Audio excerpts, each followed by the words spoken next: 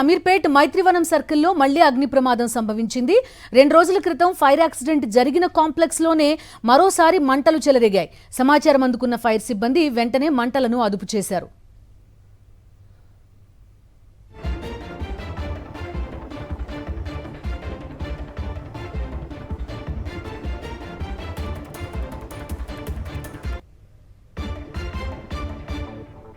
గురువారం మధ్యాహ్నం ఇదే కేఎస్ఆర్ బిల్డింగ్ లో పెద్ద ఎత్తున మంటలు చెలరేగాయి. మెట్రో పిల్లర్ వరకు మంటలు ఎగసిపడ్డాయి. దట్టంగా పొగ కూడా కమ్మేసింది. ఇరుకైన భవనం కావడంతో మంటలార్పడానికి ఫైర్ సిబ్బంది శ్రమించాల్సి వచ్చింది. హెల్మెట్ బజార్ సహా దాదాపు 20 షాపులు తగలబడిపోయాయి. ఇవాళ మరోసారి మంటలు చెలరేగడంతో ఫైర్ సిబ్బంది అదుపు చేశారు.